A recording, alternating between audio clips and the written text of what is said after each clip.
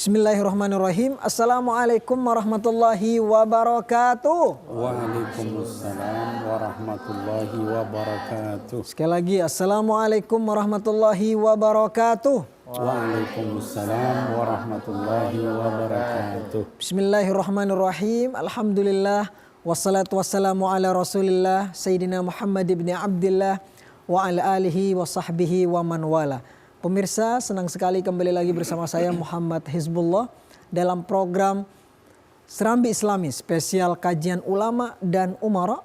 Tema kita pada pagi ini adalah kita akan membahas tentang pemerintah, persaudaraan dan kebangsaan di dalam Islam. Bagaimana sih sebenarnya hubungan antara pemerintah, kemudian kebangsaan, kemudian persaudaraan. Tiga ini selalu menjadi poin penting untuk kita bicarakan karena ini menyangkut tentang masa depan kita sebagai warga negara bangsa Indonesia. Dan insya Allah pemirsa, kita akan membahas lebih dalam tema kita pada pagi ini bersama dengan guru-guru kita. Yang pertama adalah Insinyur Haji Habib Nabil Al-Musawwa. Assalamualaikum Habib. Ahlan wa sahlan Habib. Marhaban bikum. Masya Allah, ketemu lagi bersama Habib. Semoga beliau selalu diberikan kesehatan, keafiatan, dibimbing langsung oleh Allah Subhanahu wa taala. Dan mudah-mudahan kita semua mendapatkan syafaat dari Nabi Muhammad sallallahu alaihi wasallam. Beliau adalah wakil ketua Komisi Dakwah Majelis Ulama Indonesia dan beliau adalah pimpinan Majelis Rasulullah. Di sini ada juga hadir Ustadz Haji Andika Jati Zohela LCMA. Assalamualaikum Ustadz Andika, sehat? Warahmatullahi wabarakatuh. Sehat Ustadz. Terima kasih sudah hadir kembali di Serambi Islami. Semoga selalu diberikan kesehatan dan keafiatan oleh Allah. Amin. Beliau adalah ketua kelompok PSMS Biro Dikmental DKI Jakarta. Nanti kita akan minta juga pandangan dari beliau terkait dengan bagaimana sebenarnya konsep gagasan persaudaraan, persatuan yang ada di DKI Jakarta. Di sini juga ada hadir sahabat saya Ustadz Mahfuzul Khuluki. Sehat Ustadz Mahfuz? Sehat alhamdulillah. Di sini juga teman-teman dari mahasiswa Fakultas Usuluddin dan Dakwah Institut Ilmu Al-Quran Jakarta. Assalamualaikum warahmatullahi wabarakatuh. Waalaikumsalam warahmatullahi wabarakatuh. Bagaimana kabar? Sehat? Masih semangat? Ya, karena masih pagi harus semangat. Karena tema kita adalah walaupun berbeda-beda, kita harus bersatu. Nah, saya pertama kepada guru kita Habib Nabil Al-Musawwa. Habib, tema ini sangat relevan dan penting sekali untuk kita sampaikan kepada masyarakat yang menyaksikan kajian kita, terutama tema tentang ukhuwah. Ini kan masuk dalam kategori ukhuwah, persaudaraan dan juga kebangsaan dalam Islam. Sebagai prolog, silahkan Bib sedikit disampaikan. Ya baik, bismillahirrahmanirrahim. Assalamualaikum warahmatullahi wabarakatuh. Waalaikumsalam warahmatullahi wabarakatuh. Alhamdulillah wassalatu wassalamu ala sayyidina rasulillah wa ala alihi wa sahbihi wa mawalah wa ba'd. Jadi anak-anakku sekalian yang di studio dan juga para pemirsa TVRI ya dimanapun berada di rumah. Saya ingin menyampaikan ya tadi Ustadz Hizbullah sudah menyampaikan tentang ukhuwah. Jadi ukhuwah itu kalau kita melihat ada 3 tipe ya ukhuwah ya secara ringkasnya. Yang pertama yang disebut dengan al-ukhuwah al-islamiyah.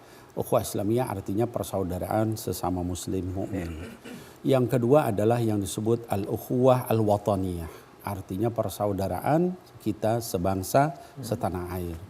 Kemudian yang ketiga adalah yang disebut al-ukhuwah al-basyariyah atau persaudaraan kita semua adalah sebagai sesama manusia. Baik itu dia di Indonesia maupun di mana sesama manusia kita harus saling bersaudara. Jangan saling menyerang, menjelekkan dan sebagainya. Jadi secara umum mungkin itu Nanti kita akan membahas lebih dalam pemirsa. Nanti juga kita akan sama-sama mendengarkan dari Ustadz Andika. Apa sih ukhuwah Islamiyah, ukhuwah wataniyah dan ukhuwah basyariyah. Sesaat lagi tetaplah bersama kami dalam program Serambi Islami spesial kajian ulama dan umara.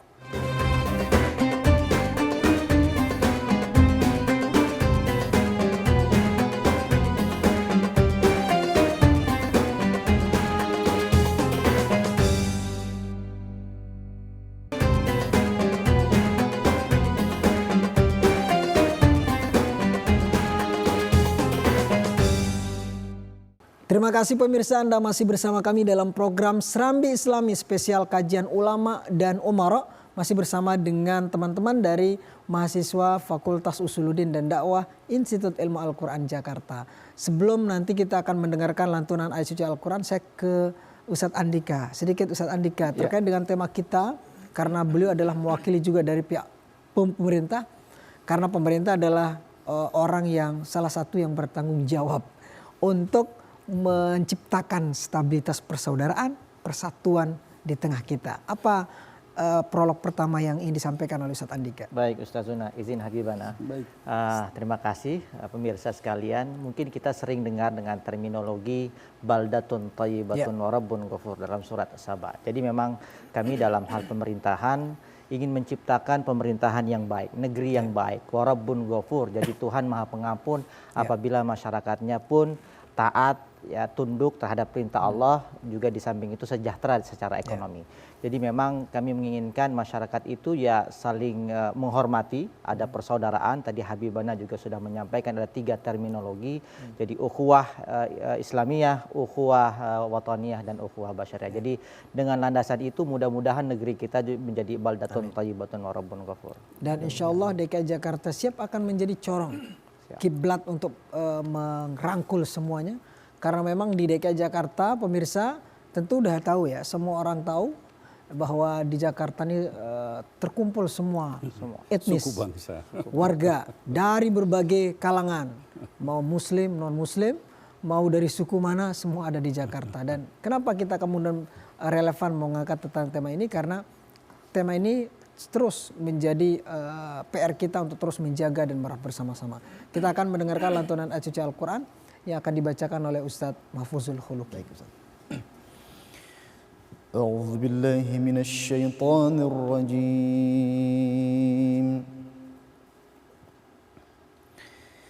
بسم الله الرحمن الرحيم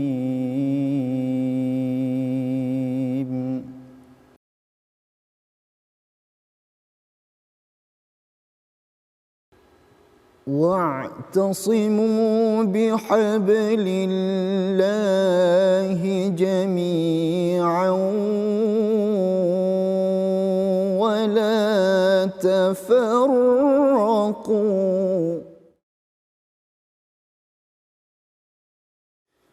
واذكروا نعمة الله عليكم إذ كنتم أعداء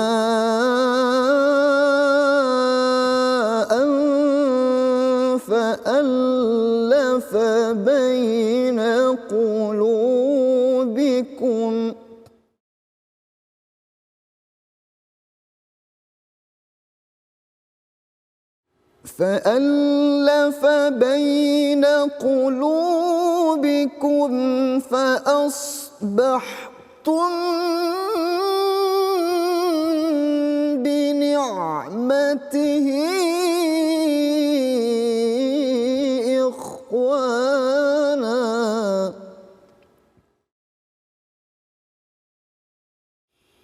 وكنتم على شفا حفرة من النار فأنقذكم منها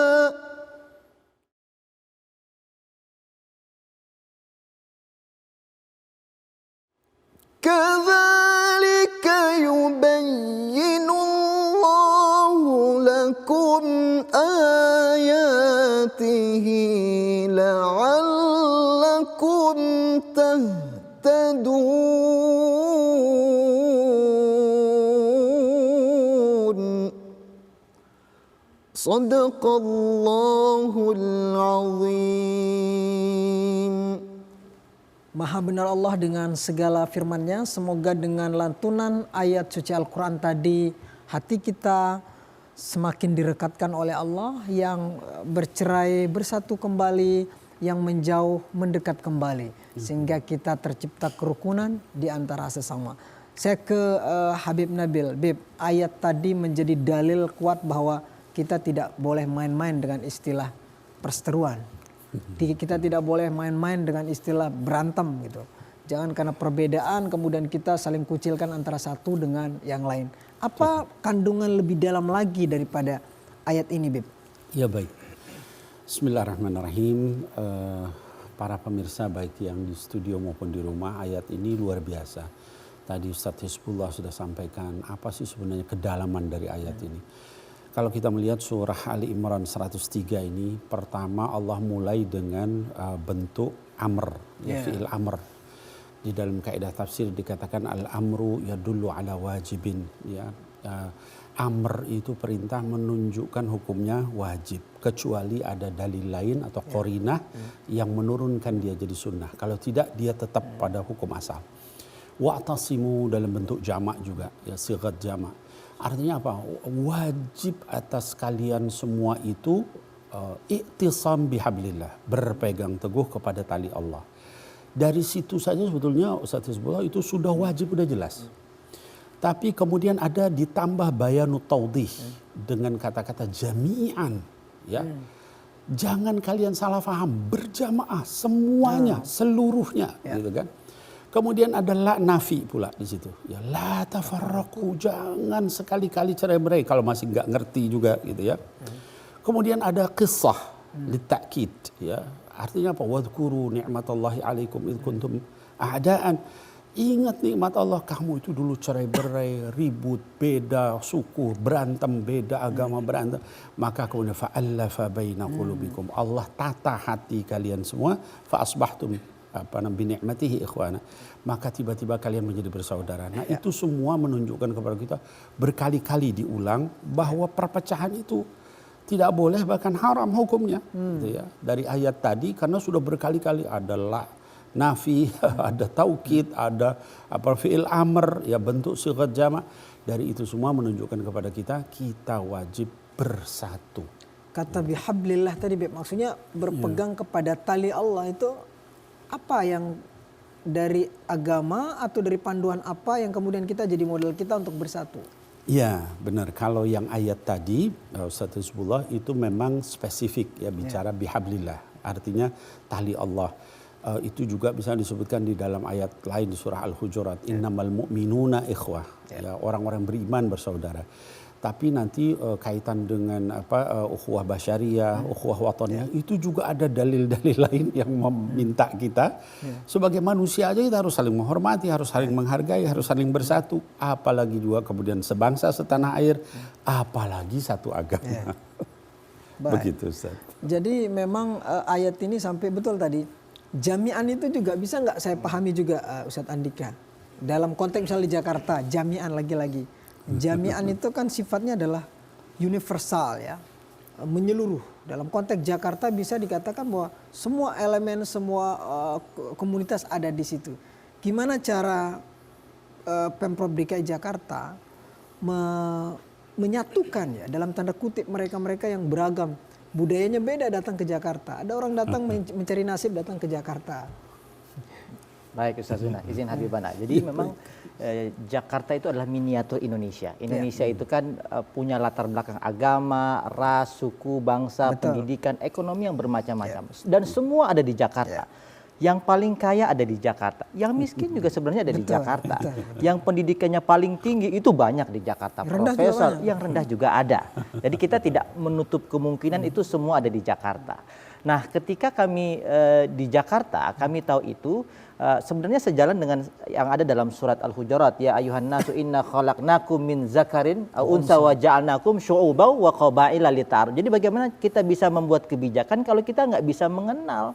Kita harus tahu dulu ini dari mana, orang mana, ya kan, sehingga kita bisa membuat legasi yang pas. Nah, sebagai contoh misalnya di Jakarta karena punya ragam tadi, dan Habibana juga sudah menyampaikan ada ukhuwah di Islamiyah, ukhuwah wataniyah, ukhuwah basyariyah. Jadi kami itu merangkai semua dukungan, semua fasilitas kepada siapapun kami berikan. Jadi memang dalam bernegara itu kan ada namanya prinsip musawah, kesamaan. Kesamaan. Jadi semua itu kami berikan fasilitas. Contoh realnya, misalnya yang Islam ingin melaksanakan Ramadan, Idul Fitri, kami fasilitasi. Bagi yang non-Muslim, misalnya yang ingin melaksanakan Nyepi, misalnya kami juga fasilitasi. Yang Natal juga seperti itu. Jadi memang di pemerintahan itu kami jalankan, karena kami tahu betul di Jakarta itu beragam, kami fasilitasi tentunya dengan batasan-batasan yang ada. Demikian. Baik. Jadi sejauh ini gimana Ustadz Andika di Jakarta terutama menyikapi ada sejenis-jenis ruang-ruang apa yang paling banyak yang menyebabkan dalam tanda kutip warga DKI agak sedikit saling agak mau jauh kelihatannya, apa potensi-potensi seperti apa sebenarnya yang paling sering? Ya, agama kan sesuatu yang sifatnya sakral. Ya. Jadi keyakinan kita secara pribadi kepada Allah Subhanahu wa taala atau Tuhan yang bagi agama yang lainnya. Nah, tapi kita kan perlu ada interaksi komunikasi di situ. Jadi memang ada garisnya. Nah, itu kami semacam kita buat ada ruang-ruang publik. Sebagai contoh, ketika masuk bulan Ramadan, itu di ruang-ruang publik kita hiasi dengan tema-tema Ramadan. Ya. Jadi semua orang bisa ikut foto, bisa merasakan. Yang non-Muslim pun juga bisa menikmati. Oh, sekarang masuk bulan Ramadan, ya kan?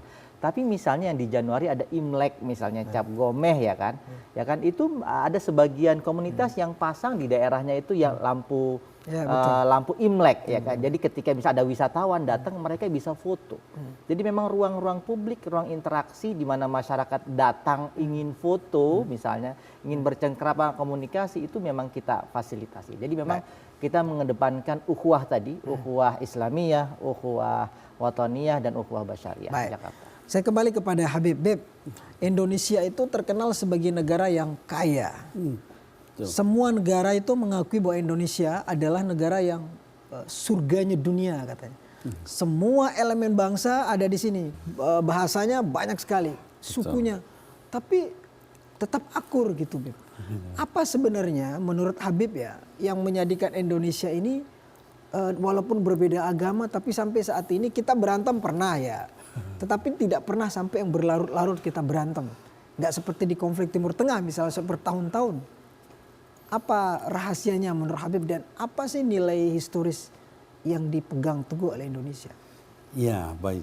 Ya, jadi Ustadz Hizbullah tadi Ustadzuna Andika sudah menjelaskan ya banyak hal terkait dengan Jakarta. Ya, kemudian kita bicara Indonesia. Nah, ketika bicara Indonesia, pertama kita ingat dulu Presiden pertama Indonesia menyampaikan jas merah.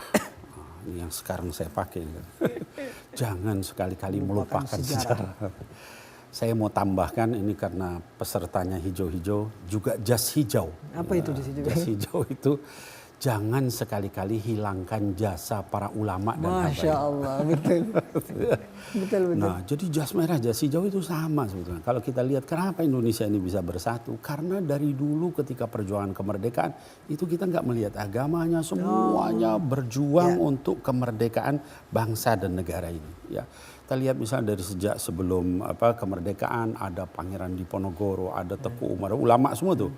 Ada lagi Cut Nyak-din dan sebagainya yang berjuang luar biasa. Tapi ketika kemerdekaan itu juga ada Bung Tomo yang nasionalis. Dia bukan agamis tapi walaupun nasionalis dia teriak Allahu Akbar. Masya Allah. Ketika perang 10 November Surabaya. Artinya di Indonesia ini terbiasa ya kita itu saling menghormati, saling menghargai gitu ya. Nah, kemudian juga ada pemersatu kita. Ya, yaitu Pancasila. Ya, Bhinneka Tunggal Ika itu ya di dalam bangsa ini itu meresap, mengakar gitu ya. Sehingga siapapun agamanya yuk kita saling menghormati. Tadi kata Ustadz Andika di Jakarta antara Muslim dengan Kristen dengan Hindu dengan Buddha. Nah, begitupun juga di Indonesia di berbagai daerah provinsi itu kita terbiasa seperti itu karena sejarahnya demikian. Kata Bung Karno, jangan lupakan jas merah. Kata Habibana Nabil Al-Musawa, jangan lupa jas hijau. Wah, jadi merah dan hijau. Apa lagi? Yang kuning. Yang kuning. Apa yang kuning kepanjangannya? Tanyanya beliau. Baik, intinya kita semua kuning, hijau, merah bersatu. Kita akan kembali sesaat lagi, tetaplah bersama kami dalam program Serambi Islami spesial kajian ulama dan umara.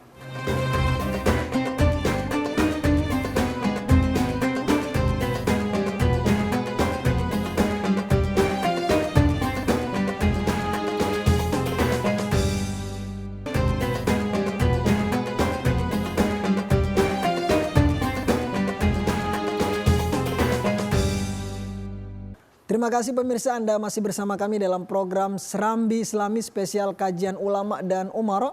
Masih bersama teman-teman dari Fakultas Usuluddin dan Dakwah Institut Ilmu Al-Quran Jakarta. Kita sapa dulu biar nggak sepi ya Ustaz Mahfuz. Apakah masih hidup nggak ini? Masih hidup? Alhamdulillah. Sudah dicatat tadi? Ilmu-ilmu dari Ustadz Andika dan Habib Nabil udah? Coba kita tes dulu. Nah, nanti kita tes di segmen keempat. Saya kembali ke tema kita, saya ke Habib Nabil. Bib, lagi-lagi saya akan minta nih, karena semua butuh dalil katanya. Dalil, kalau dalil ukhuwah watoniyah. Apa sih perlu kita dalil sehingga kita harus cinta kepada negara kita. Dan juga dalil supaya kita tidak bentur-benturkan antara agama dan juga negara atau antara Islam dengan pemerintah. Supaya nggak ada rival itu. Ya baik, jadi bismillahirrahmanirrahim. Pertama tadi ukhuwah wataniyah. Ya, kalau kita lihat di dalam Quran, hadirin sekalian, hadirat sekalian, kaum muslimin muslimat, dalam Quran itu kata negara itu ada dua bentuk setidaknya. Yang pertama dalam bentuk nakiroh, yang kedua dalam bentuk isim ma'rifah. Dalam bentuk nakiroh Allah katakan dalam bentuk baldah atau ya jamaknya bilad gitu ya. Sementara dalam bentuk ma'rifah al-balad. Ya, dua-duanya ada dalam Quran.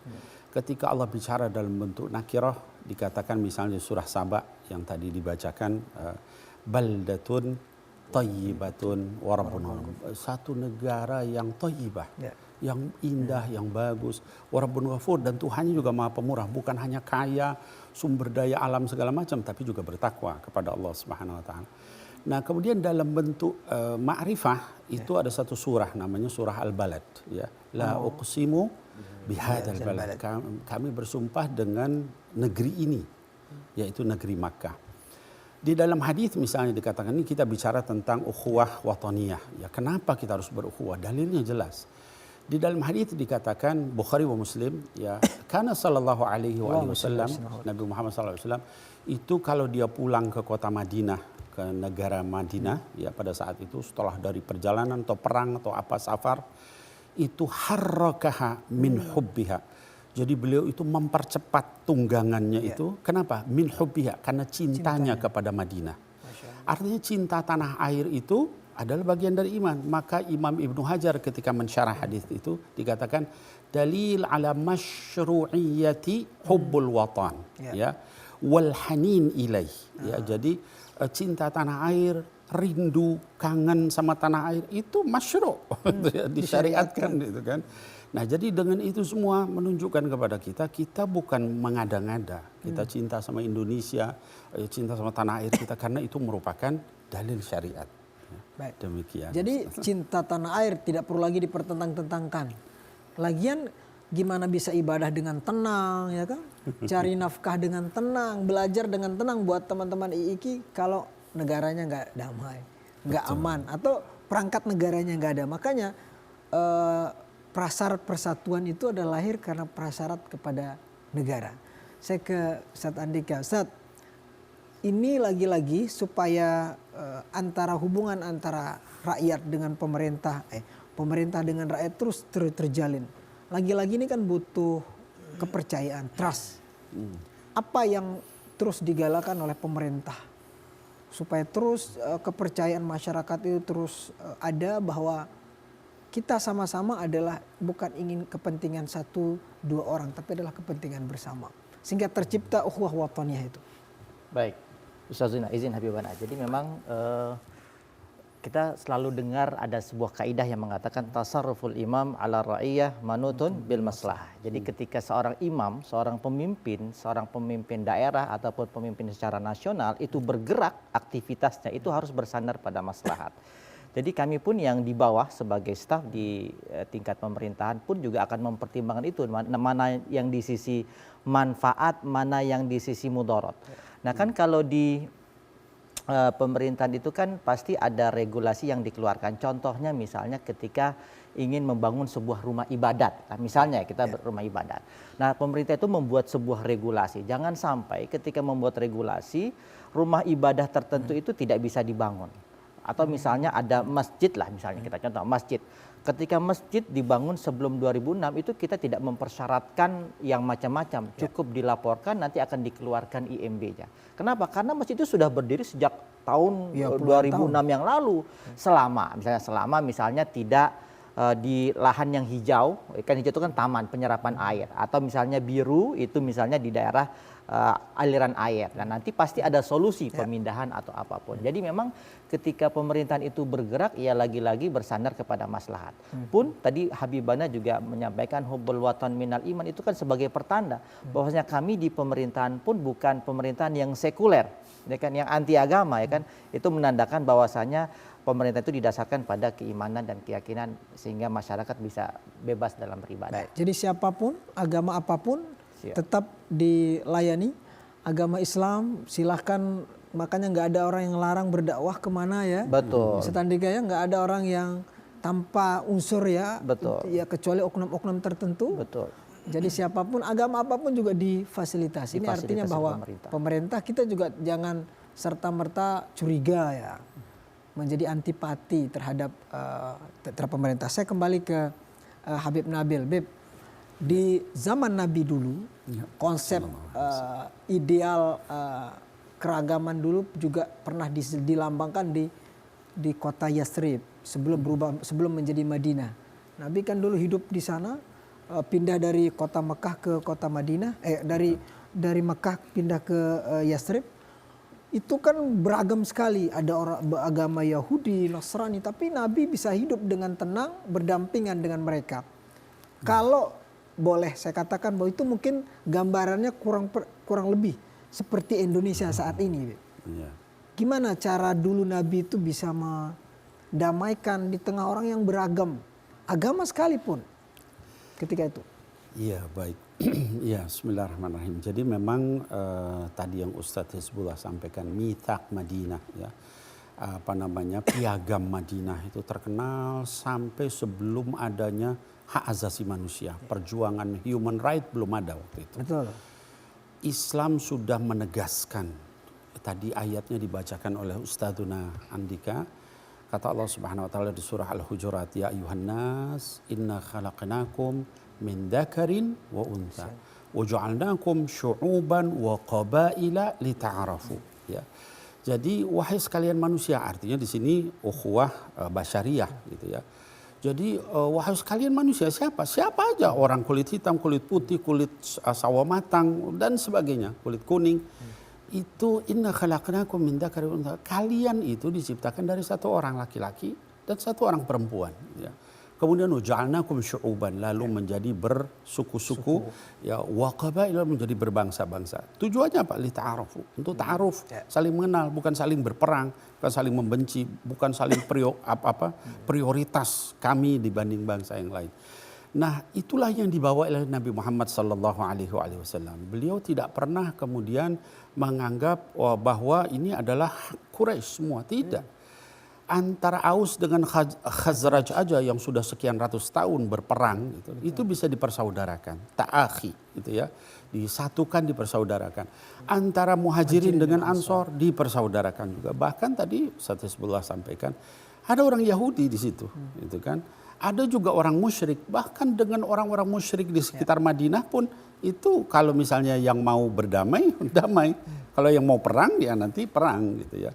Nah, artinya di situ menunjukkan benarnya firman Allah, wa ma arsalnaka illa rahmatan lil alamin. Nabi itu diutus bukan jadi tukang perang ya, tapi kasih sayang buat siapa? Lil alamin, bukan hanya lil muslimin ya, bagi seluruh alam. Wa ma arsalnaka illa kafatan linnas, untuk seluruh manusia.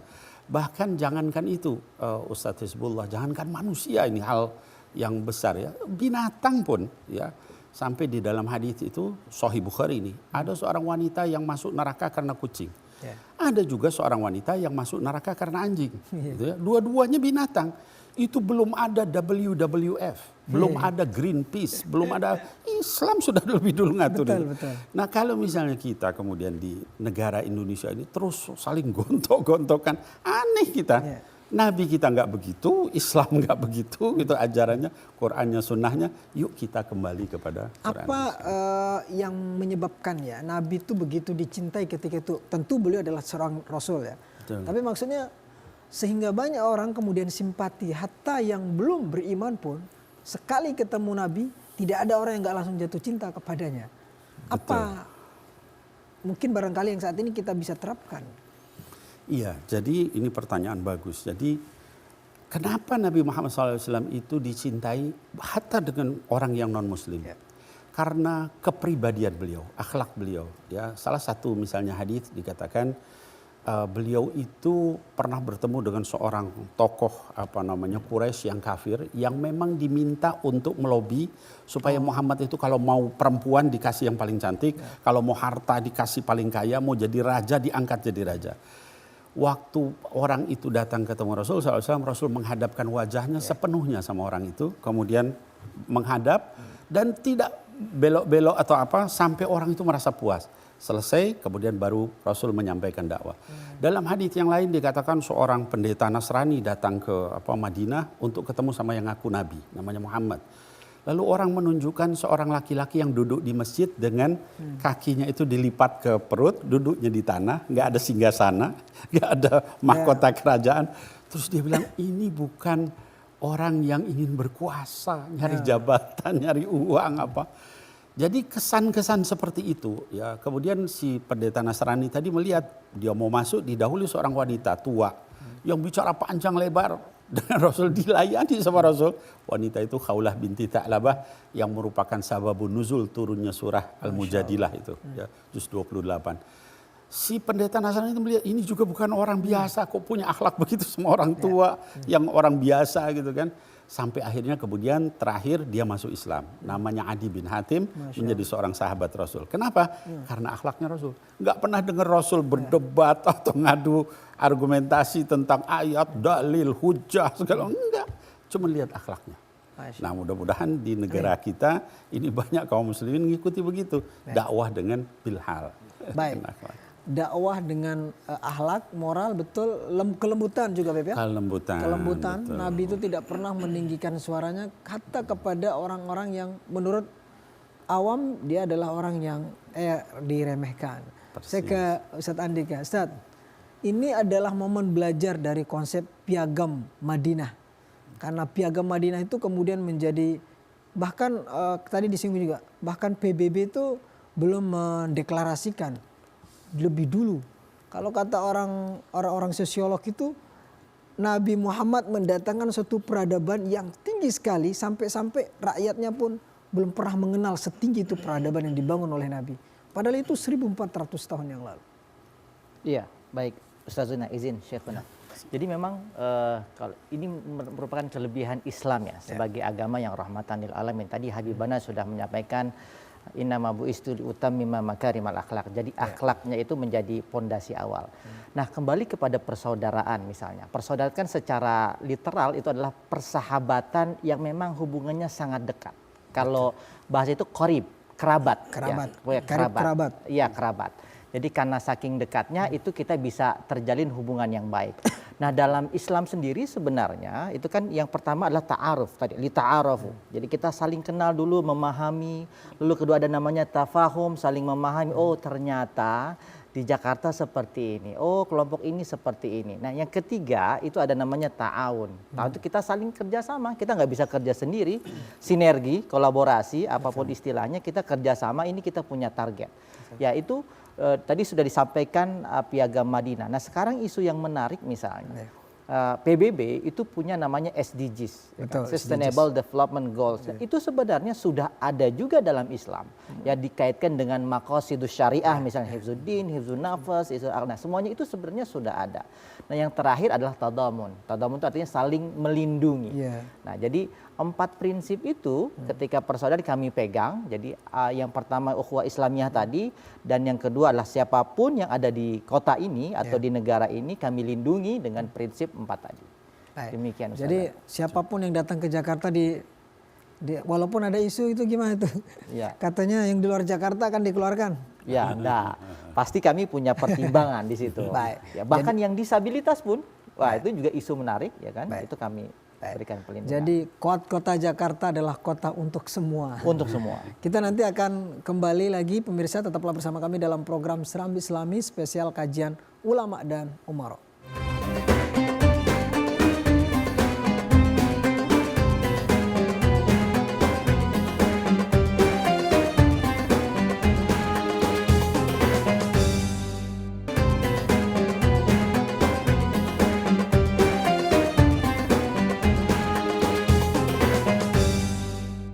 Terima kasih pemirsa, Anda masih bersama kami dalam program Serambi Islami spesial kajian ulama dan umara. Kita masih membahas tema tentang pemerintah, persaudaraan, kebangsaan dalam Islam. Saya kembali kepada, sebelum ke Habibana, saya ke Ustaz Andika. Ustaz, terkait dengan kebangsaan. Lagi-lagi kita selalu menginginkan apa sih beda? Ada nggak sih pandangan khusus dalam Islam terkait dengan terminologi kebangsaan? Kebangsaan di dalam Islam. Apa yang kemudian dalam Islam perlu pahami tentang istilah-istilah itu sehingga kita punya semangat untuk merawat dan menjaga bangsa ini.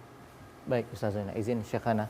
Jadi memang tadi sudah disampaikan dalilnya ya. Wa ja'alnakum syu'uban wa qabaila lita'arafu, itu adalah menjadi prinsip dasar. Jadi ketika kita berbangsa dan bernegara melaksanakan pemerintahan, itu yang pertama prinsipnya adalah prinsip ketuhanan. Jadi kita harus meyakini betul terhadap Tuhan yang kita yakini. Makanya dalam undang-undang dasar pun itu difasilitasi. Siapapun yang ada di negara ini, ya latar belakangnya apa, domisilinya di mana, itu harus dilindungi. Jadi memang itu prinsip yang utama.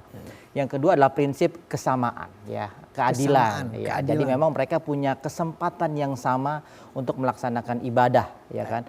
Oleh karena itu pemerintah hadir. Tadi sudah saya jelaskan, misalnya ketika ingin membangun sebuah rumah ibadah, pemerintah hadir. Jangan sampai ketika dibangun sebuah rumah ibadah adanya konflik. Makanya biasanya ketika ingin membangun sebuah rumah ibadah itu perlu ada namanya komunikasi, mengumpulkan masyarakat sekitar. Jangan sampai masyarakat tidak setuju atau tidak terinformasikan terhadap keberadaan rumah ibadah itu. Tapi bukan hanya itu pemerintah hadir. Selanjutnya pemerintah itu memberikan fasilitas. Di kami itu pembebasan pajak. Jadi jangan sampai ruang-ruang sosial, ruang-ruang ibadah itu dikenakan pajak. Menurut kami tidak fair, ya kan, karena itu mereka bukan lembaga atau lembaga bisnis, ya kan, menghasilkan uang, ya kan, bahkan kita seharusnya berinfak bersedekah di situ kan. Walaupun dalam satu kasus misal masjid itu punya penghasilan sampai miliar-miliaran. Bisa mengajukan. Jadi SOP-nya mereka mengajukan, nanti ada tim dari kami, dari Pemprov, dari Badan Pajak akan survei, dilihat memang betul untuk digunakan untuk sosial keagamaan. Nanti kami akan diskusikan, kita rundingkan nanti sehingga nanti diberikan pajak 0%. Nah bukan hanya itu saja, ketika misalnya rumah ibadah sudah dibangun, ingin beraktivitas, itu kami berikan insentif operasional. Pastinya ketika rumah ibadah dibangun, dia butuh listrik, butuh air buat imamnya. Nah itu kan sebenarnya ada butuh biaya. Nah pemerintah hadir di sana, pemerintah berikan bantuan. Baik, mudah-mudahan lagi-lagi kemudian semua proses mulai persaudaraan, kebangsaan akhirnya menjadi menyatu. Baik, izin Habib, di segmen kali ini kita akan bacakan pertanyaan yang masuk. Ustaz Mahfuz bisa dibantu bacakan pertanyaan yang masuk dari teman-teman di media sosial. Silakan ditampilkan. Assalamualaikum warahmatullahi wabarakatuh. Saya Rini dari Salatiga. Izin bertanya, bagaimana konsep persaudaraan dalam Islam di tengah berbagai perbedaan yang acap kali terjadi perselisihan? Ya Habib, nah ini lagi-lagi sekarang katanya banyak sedikit-sedikit berantem. Gara-gara nggak di like berantem. Gara-gara nggak di itu berantem. Gimana Beb cara konsep persaudaraan yang tepat terutama di zaman digital saat ini Beb? Ya baik, bismillahirrahmanirrahim. Jadi saya ingin menyampaikan di dalam Islam itu kalau orang semakin dalam belajar Islam, semakin luas wawasannya, maka dia akan semakin menghormati orang lain, menghormati perbedaan. Gitu ya. Ketika wawasan Islam itu sempit, belajar Islam itu juga terbatas, maka dia akan mengakibatkan ekstremitas atau ekstremisme di dalam melihat orang yang berbeda. Gitu ya. Nah kita misalnya melihat di dalam Islam sendiri, Ustaz Hizbullah, itu perbedaan itu dalam banyak hal itu merupakan rahmat, gitu ya. Kenapa demikian? Di dalam Islam itu ada dua hal. Pertama yang disebut al-ikhtilafil usul, perbedaan dalam dasar. Kalau dalam dasar maka itulah kita harus bersatu, tidak boleh berbeda. Misalnya ada orang nyatakan ada Nabi ke-26, nah itu udah seperti itu nggak bisa. Nah ada lagi misalnya menyatakan rukun iman bukan 6 tapi 7 gitu ya. Ada lagi yang kemarin ini baru-baru menyatakan bahwa istri boleh digilir. Yeah, oh iya, betul. Kemudian ya alhamdulillah hari ini udah ditangkap sama itu ya, atau kemarin-kemarin sudah ditangkap ya. Dan seterusnya. Jadi hal-hal yang seperti itu yang enggak dibenarkan. Tapi dalam masalah furu itu rahmah ya. Salah satu contoh misalnya orang berbeda dalam masalah basmalah. Madhab Imam Syafi'i menyatakan bismillah dengan keras, jahar ya. Sementara mazhabnya Imam Abu Hanifah itu tidak baca bismillah. Alhamdulillahirrabbilalamin. Kalau kita baca betul-betul semuanya ada dalilnya. Kenapa Imam Syafi'i menyatakan bismillah jahar? Karena di dalam Quran dikatakan wa nazala 'alaika sab'an minal matani ya. Ada 7 yang diulang-ulang. 7 itu kalau kita hitung dengan bismillah jadi 7 gitu ya. Kalau alhamdulillah saja jadi 6 ayat. Nah, itu dalilnya Imam Syafi'i. Kemudian kenapa Imam Abu Hanifah alhamdulillahirabbil arrahmanirrahim maliki yaumiddin? Karena kembali kepada hadis yang diriwayatkan oleh Imam Bukhari Muslim, wa qara'a sallallahu alaihi wasallam bi Fatihatil Kitab wa qara'a alhamdulillahirabbil arrahmanirrahim. Nabi Muhammad sallallahu alaihi wasallam membaca Fatihah, membaca alhamdulillahirabbil arrahmanirrahim maliki yaumiddin. Sementara dua mazhab yang lain Imam Ahmad dan juga Imam Malik itu menyatakan ayat bilang 7, hadis bilang alhamdulillah. Oh, gimana supaya tajmi baina al-ahkam itu supaya gabung, maka mereka membaca bismillahnya sir. Bismillahirrahmanirrahim. Alhamdulillahirabbil alamin begitu ya. Jadi semua kembali ke dalil sebenarnya kalau kita mengetahui. Cuman seringkali yang bikin jadi ribut tadi itu ya karena wawasan yang sempit. Kurang mau jalan-jalan. Kalau ulama itu jalan-jalannya kitab. Dengan jalan-jalan kitab kita lebih wise. Kalau bahasa anak sekarang Beb kurang ngopi. Kurang ngopi. Jadi coba karena kurang ngopi jadi kurang tahu bagaimana. Bahkan dulu antara Imam Syafi'i dengan siapa itu ketika datang ke tempatnya dia hanya untuk litahrim, untuk menghormati kepada makam itu dia kunut atau baca bismillah atau apa gitu. Betul. Dalam sejarah. Artinya bahwa sebenarnya perbedaan antara satu mazhab dengan mazhab lain itu bukan sesuatu yang sifatnya kemudian untuk menjadi halangan untuk berbeda. Saya ke Ustadz Andika. Ustadz, lagi-lagi ruang perbedaan yang ditanyakan tadi oleh teman di media sosial, menyikapi media sosial yang beragam banjir informasi. Di sana kan boleh Anda siapapun mau dari Amerika, mau dari negara mana, semua kita berteman di situ. Justru ini satu sisi melahirkan jurang perbedaan yang sangat besar. Justru saya lihat pola komunikasi di media sosial itu kadang dia antar kelompok-kelompoknya. Yang di follow itu kadang satu kawannya. Jadi kalau mutu orang itu siapa, lihat aja yang di follow siapa gitu. Gimana? Supaya ruang medsos kita juga sehat dan ramah. Ya, siap Ustazina, izin Syekhana. Jadi memang perbedaan itu memang sebuah keniscayaan ya. Perubahan yang dulunya tradisional menjadi digital itu menjadi sebuah keharusan kita beradaptasi. Makanya di kami memang ada semacam dinas yang memang mengurusi masalah komunikasi dan informatika. Jadi itu menyaring berita-berita informasi mana yang kira-kira layak untuk dipublikasi, mana yang tidak. Sehingga yang berita-berita negatif ya cenderung provokatif itu bisa akan teredam dengan sendirinya. Jadi memang kami punya organisasi itu ya, dinas itu yang memang bisa bantu ketika masyarakat butuh informasi terkait mana yang benar, mana yang tidak benar.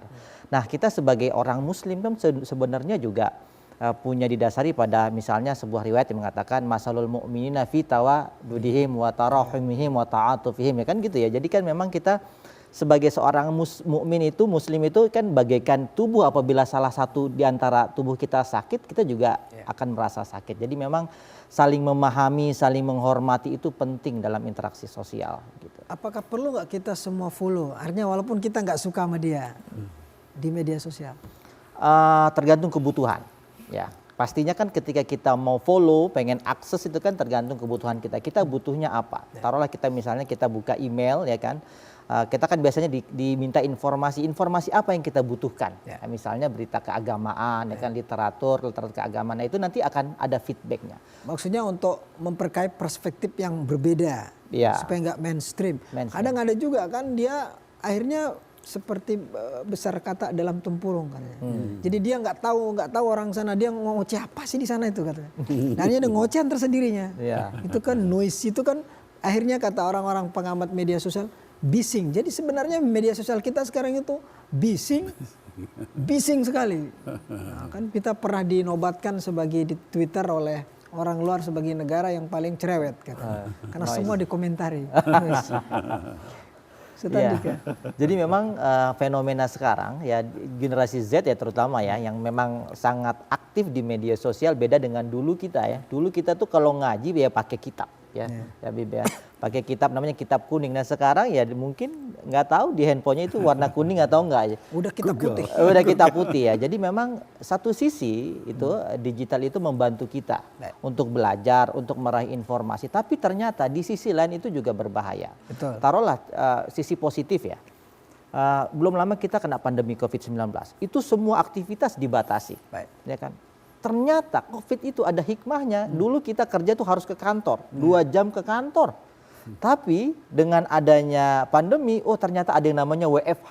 Wah ya, kerja dengan dari rumah dengan digital. Artinya sebenarnya kita itu memang dituntut tergantung kebutuhan kita sampai mana dan apa yang kita butuhkan. Dan itu fleksibel. Tapi memang setelah ada WFH pun orang pengen ke kampus bagi mahasiswa. Oh iya. Mahasiswa ini kadang gitu. Giliran udah WFH, mau online dong. Ada lagi itulah fenomena-fenomena yang kita bisa terima dan kita bisa lihat dalam kehidupan kita sehari-hari. Di segmen kali ini saya akan langsung persilakan buat teman-teman dari IIKI Jakarta untuk bertanya secara langsung. Silakan perkenalkan nama dan pertanyaannya apa. Bismillahirrahmanirrahim. Assalamualaikum warahmatullahi wabarakatuh. Waalaikumsalam warahmatullahi wabarakatuh. Saya Maujia Mawaddah dari Institut Ilmu Al-Quran. Izin bertanya, dalam konteks sebagai pelajar yang sangat dekat sekali dengan isu pendidikan, bagaimana peran yang dapat dilakukan untuk menjaga persaudaraan dan kebangsaan? Sekian, terima kasih. Assalamualaikum warahmatullahi wabarakatuh. Waalaikumsalam warahmatullahi wabarakatuh. Pertanyaan dari Mawaddah. Bagaimana? Saya persilahkan kepada Habibana untuk menjawab pertanyaan terkait tentang apa tadi? Pendidikan dan persaudaraan. Baik. Ya baik, bismillahirrahmanirrahim, anakku yang bertanya dan juga kaum muslim-muslimat dimanapun berada. Jadi mulailah dari sekarang kita itu berusaha untuk memiliki wawasan yang luas, khusus kalau kita adalah seorang pendidik. Betul. Gitu ya. Jangan dibiasakan mengarahkan orang kepada satu pendapat, menyalahkan yang lain. Betul. Kita boleh fanatik dengan pendapat kita, tapi ihtiram ma'aghair, menghormati yang lain, gitu ya, orang yang lain. Kenapa? Karena tadi saya berikan contoh, bahkan Ustadz Hizbullah tadi menyampaikan, ya Imam Syafi'i dengan muridnya pun berbeda sampai meninggal, ya. Jadi Imam Syafi'i itu pernah berkunjung ya ke daerahnya Imam Abu Hanifah, yang Imam Abu Hanifah mazhabnya tidak kunut. Betul. Nah Imam Syafi'i sampai ke situ diminta jadi imam karena ulama besar. Sampai di situ dia tidak kunut. Ya. Kemudian selesai salam muridnya bilang, kita ini nggak kunut, ini nggak sujud sahwi. Kenapa?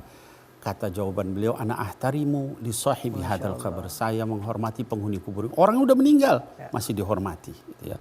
Sebaliknya Imam Ahmad ibni Hambal mazhabnya tidak kunut. Ketika beliau berkunjung ke makamnya Imam Syafi'i, diminta jadi imam, ulama besar Imam Ahmad, dia hafal 3 juta hadis berikut sanad dan matan. Ketika diminta jadi imam, beliau kunut. Muridnya bilang, ini kok mazhab kita kan nggak kunut, kok kunut? Kata Imam Ahmad, ana ahtarimu li sahibi hadzal qabr. Itu ulama terdahulu. Mereka saling menghormati, orang udah meninggal. Ya kita sekarang masih hidup, masih sudah dicaci maki. Beda sedikit lalu kemudian tidak mau ucap salam, nggak mau satu masjid ibadah, tegur siapa. Nah, jadi usahakan kalau kita pendidik itu kita ngarahkan supaya orang itu saling menghormati, menghargai, jangan suka mencela. Boleh kita katakan ra'yi shawab walakin yahtamilul khata'. Wa ra'yu ghairi khata' walakin yahtamilus shawab. Pendapat saya benar tapi bisa jadi ada mengandung kesalahan. Pendapat orang di luar saya salah tapi bisa jadi nanti dalam beberapa hal dia bisa benar. Dengan itu kita jadi luas wawasan kita.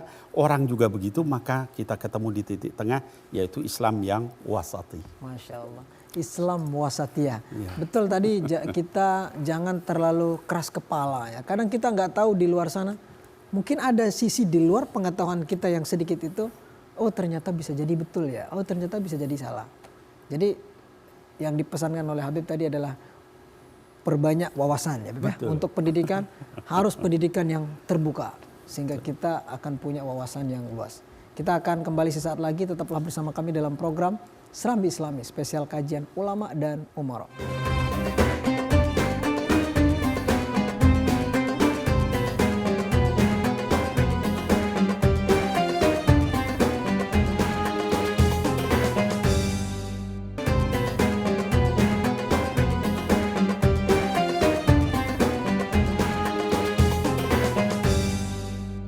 Terima kasih pemirsa, Anda masih bersama kami dalam program Serambi Islami spesial kajian ulama dan umara, masih bersama teman-teman dari mahasiswi Institut Ilmu Al-Quran Jakarta. Masih semangat? Sudah siapkan pertanyaannya? Sudah? Sudah? Sudah. Tapi saya nggak akan kasih semua yang bertanya ya. Nanti nggak ada waktu ya. Baik, tapi nanti saya akan menyediakan ruang pertanyaan buat teman-teman yang ada di studio, terutama mahasiswa IKI untuk bertanya nanti secara langsung. Tapi sebelum itu kita akan tampilkan pertanyaan yang ada di media sosial, karena tadi Ustadz Andika sudah singgung-singgung tuh media sosial. Karena ini ruang media sosial itu ruang yang tidak bisa diinterupsi. Siapapun boleh dikritik di situ. Betul kata Habib. Kadang orang nggak punya pengetahuan buat fatwa di situ. Kita akan tampilkan pertanyaannya, silakan. Pertanyaannya silakan Ustadz Mahfuz. Ya. Assalamualaikum warahmatullahi wabarakatuh. Saya Zahra dari Cibinong, izin bertanya. Kita mengenal trilogi ukhuwah, yaitu ukhuwah Islamiyah, ukhuwah Wataniyah, dan ukhuwah Basyariyah. Bagaimana caranya agar trilogi ukhuwah ini bisa berjalan beriringan di masyarakat yang heterogen seperti Indonesia? Baik, saya ke Ustadz Andika dulu. Ustadz Andika, trilogi ukhuwah bisa berjalan di tengah yang heterogen itu, bisa nggak? Dalam konteks Jakarta lah misal, Jakarta itu simbol menurut saya heterogen. Bisa nggak 3 trilogi itu berjalan beriringan? Ya, bismillah. Jadi memang kalau saya sih yakin ya, karena memang ini kan Indonesia punya latar belakang yang banyak tadi, variasi, dan sekarang pun sebenarnya sudah jalan. Tinggal bagaimana antara pemerintah dengan masyarakat itu bisa ada koordinasi yang baik, komunikasi yang baik. Seperti kami misalnya di pemerintahan itu biasanya kami ketika ada ataupun sebelum adanya masalah itu kita sering adakan pertemuan dalam bentuk apapun. Karena biasanya konflik itu kan memang tidak ada komunikasi. Terputus komunikasi antara satu pihak sehingga tidak ada kepuasan. Nah, kami pun sebenarnya membuat saluran-saluran itu ketika misalnya tidak ada pertemuan secara rutin. Misalnya begini, ada masyarakat komplain dengan suatu hal, misalnya ada sampah lah ya, sampah. Nah itu dia kemana lapornya, ya kan? Oh kelurahan jauh. Kami ada saluran yang memang silakan foto, kirimkan kepada kami, biar kami yang menyelesaikan. Artinya kan sebenarnya dalam Islam kan ada an-nazafatu minal iman gitu ya.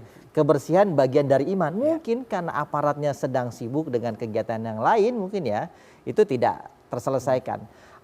Artinya komunikasi itu yang harus dimulai. Kadang-kadang konflik tadi memang karena tidak tersentuh. Makanya kami buat semacam saluran dan itu dievaluasi.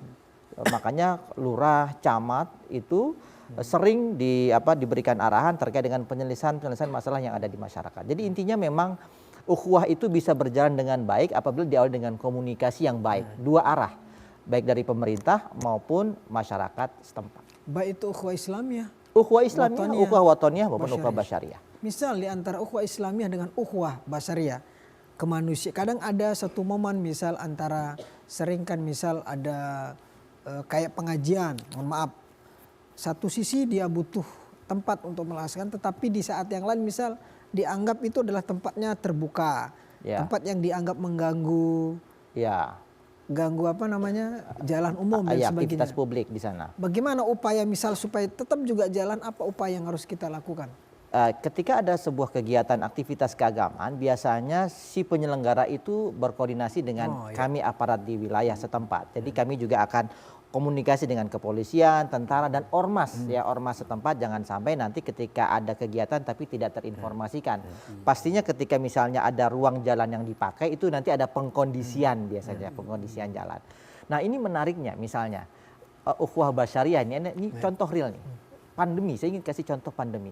Orang kena COVID itu nggak mandang agamanya apa, ya, negaranya dari mana, ya kan, sukunya dari dia nggak lihat. Tapi satu ketika semuanya kena COVID, apakah kita, misalnya contoh Basnas itu hanya kasih orang Muslim aja? Oh, enggak. Kami disupport oleh para ulama, ya kan. Itu memang ada fatwa yang membolehkan ketika terjadi pandemi sebagian dananya itu bisa dialokasikan. Itu kan salah satu bentuk ukhuwah basyariah atau ukhuwah wataniyah. Jadi memang ketika kita ingin mengimplementasikan sebuah kebijakan, kami pasti konsultasi dengan para ulama. Baik, saya ke Habibana. Habib, tadi juga Habib pernah singgung bahwa kita punya satu konsep yang sangat luar biasa, yang mirip-mirip lah, walaupun nggak mirip karena itu buatan Nabi SAW Piagam Madinah dengan Pancasila. Ini Pancasila adalah upaya untuk merajut sesuatu yang berbeda, mulai dari ketuhanan yang bisa dielaborasi satu-satu nih Bib, sehingga masyarakat juga tambah yakin bahwa kita memang berbeda, tapi kita diberikan ruang yang sama melalui bangsa Indonesia. Ya baik. Bismillahirrahmanirrahim. Hadirin wal hadirat, ya baik yang di studio maupun juga yang di rumah. Jadi kita bicara Pancasila kaitan dengan ukhuwah yang ada di negara kita. Kalau kita membuka ilmu usul fikih, itu di dalam usul fikih itu ada kaedah namanya ad-daruriyatu al-khamsah. Atau kemendesakan atau sesuatu yang urgen yang 5, ya. Hifdzuddin, ya, hifdzu al-aql, hifdzu al-mal, hifdzu an-nasl, ya, kemudian juga hifdzu an-nafs, ya, 5 itu ya. Saya tidak berusaha menyatakan bahwa daruriyatul khamsah itu adalah Pancasila, tapi kalau kita tarik kaitan Pancasila dengan 5 darurah itu sangat nyambung, Ustaz Hizbullah. Pertama, sila pertama, ketuhanan yang Maha Esa itu adalah hifdzuddin. Betul. Ya, kita jaga agama. Itu sudah ada di dalam Pancasila. Artinya mengambil dari situ, ya. Bagaimana contoh di menjaga agama dalam konteks di Indonesia? Ya, artinya ketika kita menyatakan di dalam usul fikih itu kan hifdzuddin, artinya kita jaga agama itu adalah nomor 1. Nah, di dalam Pancasila itu juga adalah urutan pertama gitu kan. Nah, sehingga kita dengan itu agama yang ada di Indonesia itu kita jaga dengan sebaik-baiknya. Kemudian yang kedua, kemanusiaan yang adil dan beradab itu adalah hifdzun nafas, ya, jaga jiwa, jaga manusia. Semuanya ngambil gitu ya dari agama sebetulnya. Kemudian yang ketiga, persatuan Indonesia itu mungkin masuk juga di hifdzun nasl, ya, keturunan terus bangsa ke bawah gitu kan, ini. Kemudian kerakyatan yang dipimpin oleh hikmah kebijaksanaan dalam permusyawaratan perwakilan itu hifdzul aql. Bagaimana apa-apa tuh harus didiskusikan, jangan berantem, jangan anarki gitu ya, tapi caranya musyawarah, mufakat. Nah, kemudian sampai kepada keadilan sosial bagi seluruh rakyat Indonesia adalah hifdzul mal. Jaga harta supaya harta itu jangan takun bainal aghniya'i minkum. Harta itu muter di kalangan orang kaya saja, tapi juga sampai kepada orang yang enggak punya. Dari itu semua sebetulnya kalau kita realisasikan, maka insya Allah agama dan negara ini bisa bagus begitu ya, berjalan seimbang, harmonis. Jadi jangan ada lagi lah yang mempertentangkan lagi, Beb, ya. Iya. Karena itu walaupun memang tidak secara langsung disebut dalam Al-Quran, tetapi semuanya adalah sila-sila yang ada di Pancasila, tidak ada satupun yang bertentangan dengan Al-Quran. Dan karena itulah yang menjaga kita walaupun berbeda agama, suku, bahasa, dan budaya. Baik, kita akan langsung persilahkan buat teman-teman yang bertanya di sini. Silahkan siapa? Nah, silahkan perkenalkan nama dan pertanyaannya. Bismillahirrahmanirrahim. Assalamualaikum warahmatullahi wabarakatuh. Waalaikumsalam warahmatullahi wabarakatuh. Nama saya Faatiyatuz Zahra. mahasiswa IIKI Jakarta. Izin bertanya Habib, Ustadz, Indonesia kan sebagai negara yang penduduk mayoritas Islam. Ya. Bagaimana bentuk integritas ulama dan umara sebagai garda terdepan untuk menjaga persaudaraan dan kebangsaan? Terima kasih, Habib Ustadz. Baik, luar biasa bagaimana pertanyaan dari Fatia ya, bagaimana supaya semangat antara ulama Umaro. dalam menjaga bangsa. Pertama kepada Habib dulu. Iya baik. Bismillahirrahmanirrahim. Ya, jadi Ananda yang bertanya tadi, ya, bagaimana umaro dengan ulama bersatu. Sebenarnya acara ini nih simbol nih, ulama sama umaro bersatu. Saya dengan Ustadz Andika, ya, bahkan saya juga ngisi juga di Masjid DKI Fathahillah, ceramah dan sebagainya. Dan beliau juga nanti memberikan masukan kepada saya pun juga kepada beliau. Itu di Indonesia seperti itu. Nah, jadi saya ingin sampaikan ketaatan kita kepada umaro itu syariat, ya. Atiullah wa atiur rasul wa ulil amri minkum. Ya, di dalam Quran. Di dalam hadis dikatakan isma'u wa ati'u wa in istu'mil alaikum 'abdun habasyun ka'anna ra'sahu zabibah. Dengar, taat sama pemerintah itu walaupun pemerintah kamu itu seorang budak hitam yang kepalanya seperti kismis saking hitamnya. Nah, artinya apa? Urusan kita itu pada saat memilih pemimpin, cari pemimpin yang terbaik. Kalau sudah terpilih itu sami'na wa ata'na, cuman itu caranya. Betul. Nah, dengan itu ulamanya juga memberikan masukan, pemerintahnya juga kemudian melaksanakan. Sehingga dengan itu berkelindan antara umaro dengan ulama. Demikian. Baik, karena gini ya, saya ke Ustadz Andika. Karena satu hari pun suatu negara tanpa pemimpin itu akan fatal itu. Makanya disebutkan juga tadi betul oleh Habib bahwa walaupun dia itu mungkin pemimpinnya zolim dalam tanda kutip, itu lebih baik daripada sehari nggak ada pemimpin. Ya, ini pentingnya bahwa kita harus ada yang menjaga, ada satu, karena dampaknya jauh akan lebih besar daripada yang nggak ada pemimpin sama sekali. Bisa ditambahkan lagi, Ustadz Andika? Ya.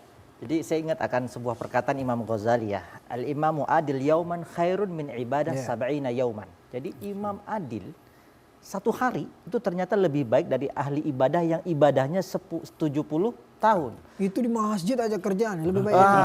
Ya. Jadi memang imam adil itu penting. Makanya ketika pemerintah, ya kami di pemerintahan itu ketika ada suatu hal yang krusial biasanya kami konsultasi.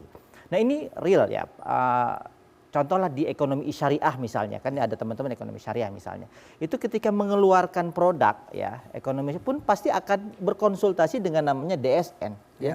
Ya kan? Jangan sampai produknya itu ternyata syubhat atau haram. Artinya pendapat ulama itu kita pegang. Jadi hal-hal sosial, hal-hal ekonomi pun sebenarnya kita mengacu pada pendapat para ulama. Jadi makanya tadi betul kata Habibana wa atiullah wa atiur rasul wa ulil amri minkum. Jadi memang harus berjalan beriringan biar negara ini menjadi ajak gitu, negara yang baik gitu. Baldatun thayyibatun wa rabbun ghafur. Dan walaupun pemimpin itu tidak yang kita pilih misal, ya kan, ya. Artinya kalau sudah betul tadi kata Habib, kalau sudah selesai sami'na wa ata'na. Sami'na wa amrum syura bainahum. Jadi kan dengan musyawarah. Wa amrum syura bainahum. Karena prinsip musyawarah itu adalah penguat dari hubungan di antara kita. Sedikit lagi, Bib. Supaya kita di bangsa ini, di Indonesia ini terus bersatu. Antara unsur ulamanya, antar unsur umaroknya, dan juga unsur umatnya. Karena juga kadang umat dengan ulama juga ada kadang masih bertikai gitu. Iya betul. Gimana iya, Bib? Supaya kita akur-akur saja ini untuk Indonesia. Iya baik. Jadi pertama tadi saya ingin sampaikan perbedaan pendapat soal kepemimpinan itu sebelum ya. Kita cari, wajib kita mencari pemimpin yang terbaik gitu ya. Nggak boleh sembarangan, asal-asalan. Cari yang terbaik. Kenapa? Kalau dia sudah terpilih itu kita cuma konsekuensi satu, sami'na wa ata'na gitu ya. Jadi seorang pemimpin yang tidak baik itu lebih baik dibandingkan tidak ada pemimpin sama sekali. Nah oleh sebab itu maka yuk kita sebagai masyarakat laksanakan kewajiban kita, yaitu memilih pemimpin yang paling baik. presiden, gubernur, bupati, wali kota, sampai ketua RT. Pilih yang terbaik. Habis itu kita tinggal sami'na wa ata'na. Nah, dengan cara seperti itu rakyat melaksanakan kewajiban, pemerintah juga melaksanakan kewajiban, insya Allah baldatun thayyibatun wa rabbun ghafur akan tercapai. Dan satu lagi kita doakan pemimpin-pemimpin kita diberikan hidayah. Artinya dibimbing untuk memimpin kita, mencintai kita, menjaga kita, dan insya Allah Indonesia akan menjadi negara yang disegani, dan semua agama, terutama agama Islam, misalnya kita sebagai umat Islam tetap bisa beribadah dengan tenang, berdakwah dengan tenang. Kita masih ada satu segmen lagi pemirsa, tetaplah bersama kami dalam program Serambi Islami spesial kajian ulama dan umar.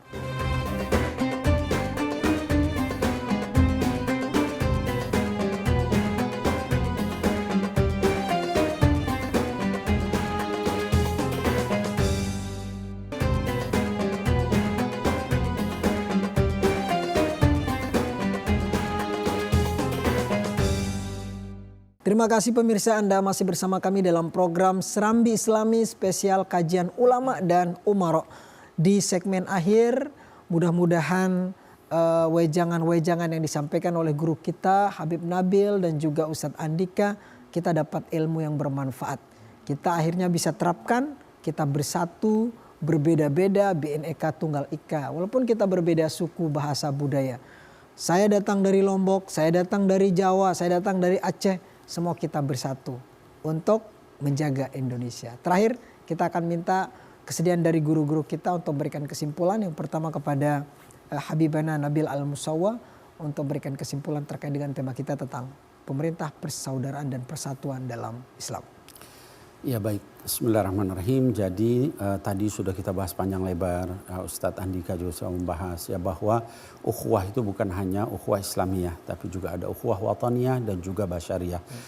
Penuhi hak dari setiap ukhuwah itu karena kita akan diminta tanggung jawab. Jangan hanya kita berbuat baik hanya kepada orang yang kita kenal, tapi juga berbuat baik kepada seluruh manusia, bahkan kepada seluruh alam ini. Dengan itu maka negara kita akan menjadi baik, akan menjadi terjaga, akan menjadi baldatun thayyibatun wa rabbun ghafur. Kalau kita punya pemerintah, maka penuhi hak pemerintah itu dengan baik. Kalau kita punya ulama, maka hormati para ulama itu. Maka yang muda menghormati yang tua juga menyayangi yang muda, maka negeri ini akan menjadi aman, tentram dan sentosa. Wallahu a'lam. Kita saling hormati ya. Kadang yang tua juga harus sama-sama hormati. Yang kecil hormati yang besar. Begitu sebaliknya pesan Habib, sehingga ada hubungan relasi yang harmoni di antara seluruh anak bangsa. Selanjutnya kepada Ustadz Andika untuk berikan kesimpulan kepada kita. Baik, negara ini, pemerintah ini kan tidak ujuk-ujuk merdeka. Pasti ada proses, ada pengorbanan di sana. Jadi ketika negara ini dibangun tentunya ada pengorbanan sehingga kita yang meneruskan bangsa ini tentunya harus punya sikap yang toleran, punya jiwa persaudaraan yang kuat. Tadi sudah disampaikan bahwasanya persaudaraan itu bisa persaudaraan berdasarkan agama, ukhuwah Islamiyah. Kita sesama muslim, kita harus bersaudara, jangan sampai kita malah berkonflik dengan sesama muslim. Perbedaan itu adalah sebuah keniscayaan. Dalam ilmu fikih pun ada namanya muqaranatul mazahib, perbedaan fikih mazhab. Antar imam pun kadang-kadang berbeda pendapat. Artinya kita memang sudah harus biasa dengan perbedaan. Tinggal bagaimana kita menyikapinya. Terkait dengan ukhuwah wataniyah, persaudaraan dalam hal satu bangsa itu juga penting dalam membangun bangsa ini. Tentunya kita kadang-kadang ada yang sekolah di sekolah Islam, ada sekolah yang di sekolah itu yang campuran ya, tapi bukan berarti persaudaraan itu akan terbatas, malah kita harus saling menguatkan. Nah, ukhuwah basyariyah juga begitu. Kita punya pengalaman di pandemi COVID-19, semua ruang kerja aktivitas kita terbatas, akhirnya kita bisa survive dengan ukhuwah basyariyah itu. Kita bisa lewati itu dan alhamdulillah kita bisa melanjutkan aktivitas, bahkan menurut informasi ekonomi kita juga tumbuh. Jadi dengan ukhuwah itu kita bisa bergerak bersama menjadikan bangsa ini menjadi lebih baik. Gitu Ustaz. Baik, mudah-mudahan kita semua nanti dapat bersatu. Dan terakhir saya akan minta dari sahabat saya Ustadz Mahfuz Hululuki sebagai perwakilan anak muda Indonesia. Ayo anak-anak muda, Gen muda Z, kita ya. generasi milenial. Karena beliau masih bukan Gen Z ya, generasi milenial ya. Insya Allah ya. Baik, izin Habib Ustaz. Silakan. Perintah untuk mentaati pemerintah itu Allah sampaikan langsung dalam Al-Quran. Ya ayyuhalladzina amanu athi'allaha wa athi'ur rasulah wa ulil amri minkum. Dan perbedaan adalah sebuah keniscayaan. Berbeda pendapat boleh, berbeda keyakinan boleh, tetapi perlu bijak dalam kita menyikapinya. Karena Allah pun menyebutkannya dalam Al-Quran, Bismillahirrahmanirrahim, wa'tasimu bihablillahi jami'an wa la tafarraqu. Tadi guru-guru kita sampaikan bahwa ada trilogi ukhuwah, ukhuwah Islamiyah, ukhuwah Wataniyah, dan juga ukhuwah Basyariyah atau Insaniyah. Perlu kita bijak dalam menyikapi perbedaan, karena perbedaan adalah rahmat. Maka ketika kita menyikapi dengan bijak, maka di situ adalah salah satu ladang ibadah kita untuk mendapatkan pahala dari Allah Subhanahu wa taala. Wallahu a'lam bishawab. Amin, amin ya rabbal alamin. Mudah-mudahan kita semua lagi-lagi dipersatukan bareng bersama di Indonesia. Terakhir kita akan minta kesediaan dari guru kita Habibana Nabil Al-Musawwa untuk memimpin doa. Kita doakan bangsa ini untuk kita bersatu, akur, rukun, damai. Siapapun dia, apapun agama, suku dan bahasanya. Silahkan Habibana. Baik, hadirin wal hadirat, baik yang di studio maupun di rumah, mari kita berdoa kepada Allah Subhanahu wa taala. Amin ya Allah ya Rabbal Alamin. Alhamdulillahi hamdan yuafi ni'amahu wa yukafi mazidah. Ya Rabbana lakal hamdu wa lakal syukru kama yanbaghi li jalali wajhikal karim wa azimi sultanik. Allahumma ja'al baldatana baldatan Indonesia baldatan aminatan mutmainnatan. Allahumma ja'al baldatana baldatun tayyibah wa rabbun ghafur ya Rabb. Allahumma aslih wulata umurina. Ya Allah, jadikan negeri kami, negeri Indonesia, di negeri yang aman, tentram dan juga takwa kepada Allah Subhanahu wa taala. Dan ya Allah, jadikan para pemimpin kami dari yang paling tinggi sampai yang paling rendah adalah pemimpin yang betul-betul cinta kepada rakyat, cinta kepada bangsa, cinta kepada negara, cinta kepada agama, dan menjadi pemimpin yang menjadi teladan, mengangkat bangsa ini menjadi bangsa yang disegani oleh seluruh dunia. Amin ya Allah ya Rabbal Alamin. Allahumma Rabbana atina fid dunya hasanah wa fil akhirati hasanah wa qina adzaban nar wa adkhilnal jannata ma'al abrar ya aziz ya ghaffar ya Rabbal Alamin. Sallallahu ala habibika sayyidina Muhammadin wa ala alihi wa ashabihi wa azwajihi wa dhurriyyati ajma'in wa sallim walhamdulillahi rabbil alamin. Amin, amin ya rabbal alamin. Terima kasih kepada guru kita Habibana Nabil Al-Musawwa, Ustadz Andika, Ustadz Mahfuzul Huluki, teman-teman dari kampus Fakultas Usuluddin dan Dakwah Institut Ilmu Al-Quran Jakarta. Semoga kita semua dapat ilmu yang bermanfaat untuk kita bawa oleh-oleh pulang untuk membekali pagi kita. Mudah-mudahan sampai nanti sore tidak ada dari mulut kita yang kita sakiti orang. Tidak ada dari tangan kita yang kita share berita yang tidak benar. Mudah-mudahan tidak ada orang yang terluka oleh ucapan kita. Itu esensi yang kita bisa ambil dari tema kita pada pagi ini. Terakhir, saya akan kutip pernyataan dari Al-Imam Al-Ghazali. Imam Al-Ghazali itu pernah mengatakan begini, kalau Anda melihat ada orang sudah melakukan tindak kejahatan dan Anda yakini itu hanya 99% dan 1% Anda tidak tahu, jangan langsung mengatakan bahwa dia sudah benar-benar melakukan tindakan kejahatan atau tindakan kekufuran. Karena satu itu juga masih berpeluang. Artinya apa yang disampaikan oleh Imam Al-Ghazali? Jangan cepat-cepat memvonis seseorang itu salah atau mengkafirkan orang itu dengan cepat. Itulah kekhawatiran yang disampaikan oleh Al-Imam Al-Ghazali kepada kita. Siapa kita kalau dibandingkan dengan Al-Imam Al-Ghazali. Akhirnya saya Muhammad Hizbullah pamit undur diri. Mohon maaf atas segala kekurangan. Sekian. Wassalamualaikum warahmatullahi wabarakatuh. Waalaikumsalam warahmatullahi wabarakatuh. Maulaya sholli wa sallim daiman abadan ala habibika khairil khalqi kullihim. Maulaya sholli wa sallim daiman abadan ala habibika الخلق كلهم يا رب صل عليه يا رب صل عليه يا رب صل عليه صلوات